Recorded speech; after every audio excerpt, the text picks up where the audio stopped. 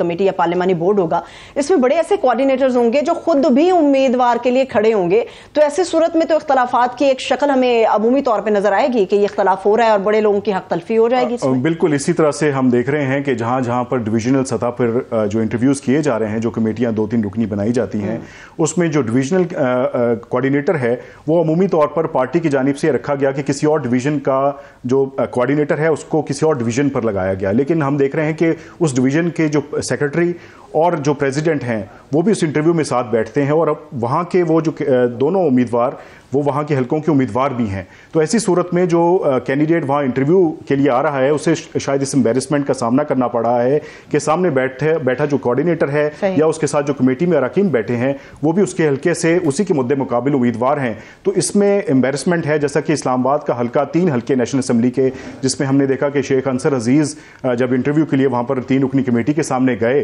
तो वहाँ पर हमने देखा कि NA-47 से डॉक्टर तारिक फजल चौधरी बजाते खुद उम्मीदवार भी हैं और वो इंटरव्यू भी कर रहे थे। तो ये इस किस्म की एम्बेरसमेंट कैंडिडेट्स के लिए है और शायद जो खदशात हैं उनका इजहार नहीं किया जा रहा, लेकिन उम्मीदवार जब इंटरव्यू देके निकलते हैं उनके ज़हनों में ये सवाल ज़रूर हैं कि जो कोऑर्डिनेटर या जो मेंबर है कमेटी के वो उनसे जो सवालात कर रहे हैं बजाते खुद वो खुद उम्मीदवार होने के नाते वो किस तरह से उनसे इंटरव्यू कर सकते हैं। ठीक है आमिर साहब, आप जावेद हमारे साथ हैं, आप मजीद इसके ऊपर बात करना चाहें? ये कमेटियां हमेशा बनती हैं, ये एक 35 लोगों की कमेटी बनाई हुई है। हकीकत ये है कि जो ये फैसले अल्टीमेटली होती हैं जहाँ तो सिटिंग MPs और MNAs हैं जो कि पहले ही मुंतखब थे तो उनका तो आसान होता है, उनको बड़ा मुश्किल होता है कि उनको सीट ना देना। मगर जहाँ सिटिंग MP MNAs नहीं है, जो अहम सीटें हैं, वहाँ पे फिर ये आपस में अल्टीमेटली 35 लोगों को छोड़ के 2-3 लोग जो टॉप के लोग होते हैं उन्होंने ही फैसला करना होता है। नून लीग के अंदर एक बहुत बड़ा मसला ये आ रहा है कि क्लियरली पहले ये सिर्फ नवाज शरीफ का एक फ़ैसला होता था, अभी भी उनका है, मगर शहबाज शरीफ साहब क्योंकि दरमियान में प्राइम मिनिस्टर भी रहे हैं और वहाँ क्लियरली एक मरियम बीबी का एक ग्रुप बन चुका हुआ है और एक शहबाज शरीफ का ग्रुप है और वहाँ पे ये ज़ोर लगाया जा रहा है दोनों तरफ से कि अपना कैंडिडेट उसका। सो इसलिए काफ़ी सारे डिस्ट्रिक्ट्स में ऑलरेडी इख्तलाफात सामने आ गए हैं और मज़ीद आने का चांस है। और जैसा कि अभी ये नारोवाल के अंदर जो है दानियाल अजीज़ और एहसन इकबाल के इख्तलाफात जो हैं, दानियाल ने हालांकि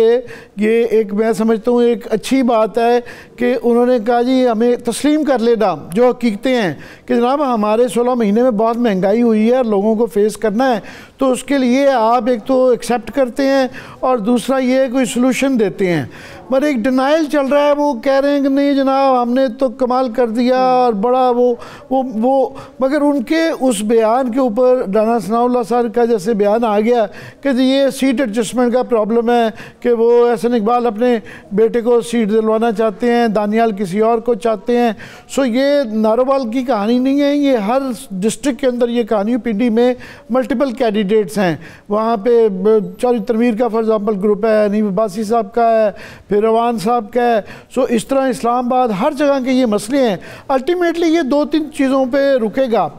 अब इशू आ जाता है कि आपने कहा कि जी बड़े अरूज पे कैंपेन चल रही है। अरूज पे तो बिल्कुल पंजाब के अंदर नून लीग की कैंपेन तो चल ही नहीं रही। हाँ, इलेक्टोरल जो काम है कि इंतखाबी कैंडिडेट्स का करना, उम्मीदवारों को करना, उसमें नून लीग सबसे आगे जा रही है कि उन्होंने ऑलरेडी एप्लीकेशन लेके ये फ़ैसले करने शुरू कर दिए हैं। अब पहले फ़ैसला करने में कुछ फ़वाइद होते हैं, कुछ नुकसानात होते हैं। फ़वाइद ये होते हैं कि आप एक किस्म की जो हर इलाके की क्रीम है उसको चुन लेते हैं, मगर नुकसान ये होता है कि 2 धड़े हर जगह होते हैं। तो जिन लोगों को सीट नहीं मिलती और वो समझते हैं कि उनको मिलनी चाहिए थी, वो फिर कोई ना कोई मुखालिफ ग्रुप ढूंढते हैं या वो इंडिपेंडेंट खड़े हो जाते हैं, जिससे कि अंदर पार्टी का वोट जो है वो तकसीम होता है। سو یہ دیکھنا ہے کہ یہ صرف انتخابی امیدوار جو ہے اس کے کرنے میں تو ہیں، آگے آگے آپ دیکھیے گا یہ اختلافات شاید بڑی آئیں گے، مگر یہ جاوید نے بڑی اچھی بات کی ہے کہ زیادہ تر جو ہے یہ جاوید باقی بھی صرف پنڈی کا نہیں، باقی جگہوں پہ بھی ایسے ہی نظر آ رہا ہے کہ امیدوار بھی وہ خود ہیں اور نام کو انٹرویو لینے والی وہ جو ایک باڈی بنائی ہوئی ہے اس کے اندر بھی وہ بیٹھے ہوئے ہیں، باقی ڈسٹرکٹ میں بھی ایسا ہی ہے۔ اچھا 80 کروڑ میں آپ سے پوچھنے ہی والا تھا کہ میرے تو صفرے بڑے کمزور ہیں کہ یہ نان ریفنڈیبل ہوتی ہے غالباً، اور اگر 80 کروڑ روپیہ پارٹی کے فنڈ میں اسی ایپلیکیشن کے اوپر اکٹھا ہو جائے تو یہ کوئی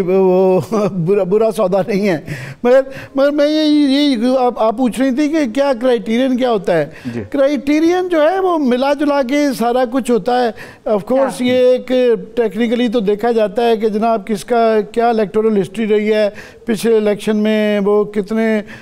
سیٹ ٹو سیٹ دیکھنا پڑتا ہے، بڑا مشکل ہو جاتا ہے پنجاب کے اندر یا پاکستان میں پورے میں جنرلائز کرنا، تو وہ سیٹ ٹو سیٹ دیکھنا پڑتا ہے کہ ماضی میں کتنے ووٹ دیے گئے، ان کے مخالف کون تھا، وہاں پہ برادری کی کیا سچویشن ہے، اور اس کے بعد پرسنل آف کورس پارٹی کے اندر ان کا مقام، اور سب سے زیادہ جو امپورٹنٹ فیکٹر ہو گیا ہے نون لیگ کے اندر خاص طور پہ اس وقت بہت زیادہ وہ وہاں پہ لابنگ ہے کہ آپ کا جو ہے کہاں تک ہاتھ پہنچتا ہے۔ اور میں نے کہا وہاں کلیئرلی کئی دفعہ زیادہ تر اس طرح کے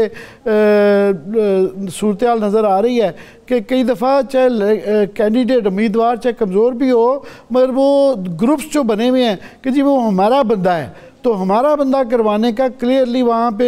ایک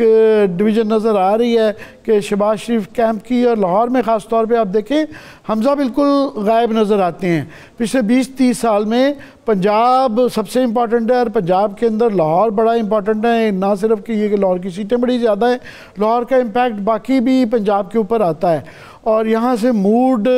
سیٹ ہوتا ہے۔ اور حمزہ 20-25 سال سے آپ دیکھیں 1997 میں 2000 میں جب نواز شریف صاحب ایگزائل میں چلے گئے تھے، جب سے 20 سال سے حمزہ ہی لاہور کی کانسٹیچوئنسیز کو دیکھ رہے تھے۔ مریم بی بی کیونکہ ابھی حال ہی میں ان کو لانچ کیا گیا ہے تو ان کو نہیں پتہ، 20 سال میں آپ کو پتہ چل جاتا ہے کہ ہر گلی محلے چھوٹے چھوٹے علاقوں میں بڑے بڑے سیکٹرز کے اندر کون ہمارے آدمی ہیں، کون مخالف ہیں، اور وہ آپ کے ساتھ جو ہے نا ان کا ایک تعلق بن جاتا ہے۔ اور اگر یہاں پہ ٹوٹلی حمزہ کو سائیڈ لائن کیا گیا اور شہباز شریف صاحب کے بھی نہ سنی گئی تو پھر وہ ایک نظر آئے گا کہ ان کو اس کا بہت بڑا سیٹ بیک ہو سکتا ہے۔ اور وہ کلیئرلی میں لاہور میں بیٹھا ہوں، مجھے نظر آ رہا ہے آلریڈی کہ پہلے ہی ایک ان کو جو مرضی آپ کہہ لیں، پی ٹی آئی کو جتنا مرضی آپ انڈر اسٹیمیٹ کر لیں، وہ ایک ٹف فائٹ دیں گے، بڑی ٹھیک ٹھاک ٹف فائٹ دیں گے، چاہے ان کے لوگ جیل میں ہوں، جو مرضی حالات ہوں۔ مگر ساتھ میں اگر یہ کہ انٹرنل اندرونی لڑائیاں بھی رہیں کہ ان کا کینڈیڈیٹ میرا کینڈیڈیٹ پارٹی کے اندر سے یہ خلفشار رہا تو اس کا نون لیگ کو ٹھیک ٹھاک نقصان ہوگا۔ لیکن عامر صاحب جو آپ بات کر رہے ہیں نا لاہور شہر کے حوالے سے، ہمارے سامنے وہ شادرہ کا کنونشن تھا یا جلسہ جو بھی آپ کہہ لیں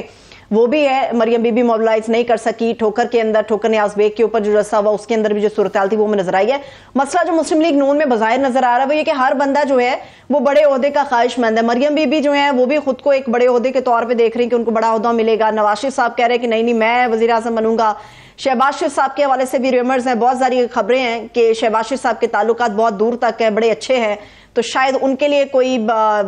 ایک کہہ سکتا ہے کہ لاٹری نکل آئے، اسی لیے بھی نون لیگ کے اندر یہ خلفشار ہمیں بڑھتی ہوئی نظر آ رہی ہے۔ لاسٹ کامنٹس آپ کے چاہیے پھر میں بریک کی طرف جاؤں گی عامر صاحب۔ میں یہ اس کی جو خلفشار کی سب سے بڑی نشانی یہ ہے کہ پرائم منسٹر کا تو انہوں نے کہہ دیا ہے وزیر اعظم نواز شریف، مگر آپ دیکھیں اس سے زیادہ اہم پوسٹ ہے وزیر اعلیٰ پنجاب، اس کے لیے کوئی نام نہیں آ رہے ہیں۔ یہاں ادھر ادھر سے آوازیں آتی ہیں، کچھ لوگ کہتے پائے گئے ہیں کہ جی مریم بی بی کو ہونا چاہیے، اگر ان کو ہو جاتا ہے تو پھر شہباز شریف کا خاندان وہ کیا سیاسی ریٹائرمنٹ لے لے گا، وہ ان کا کیا بنے گا کہ شہباز شریف صاحب کے لیے وزیر اعظم بننے کے بعد چیف منسٹر بننا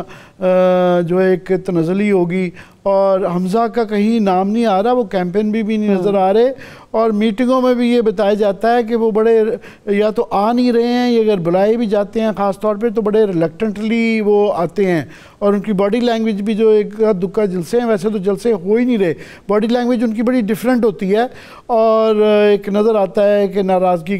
کے تاثرات ان کے چہرے پہ ہوتے ہیں۔ مگر فی الحال سڑکوں پہ کہیں بھی آپ کو، میں لاہور میں ہوں، یہاں نظر ہی نہیں آ رہا کہ نون لیگ کوئی کیمپین کر رہی ہو، کوئی محلوں میں گئی ہو یا ووٹر سے رابطہ کیا ہوگا۔ بس یہ سیٹوں کی لڑائیاں چل رہی ہیں، لابنگ چل رہی ہے کہ جی ہمارا یہ ایم پی اے کا کینڈیڈیٹ ہوگا یا وزیر اعلیٰ کا ایم پی اور ایم این اے کی وہ لڑائی لابنگ چل رہی ہے، مگر کیمپین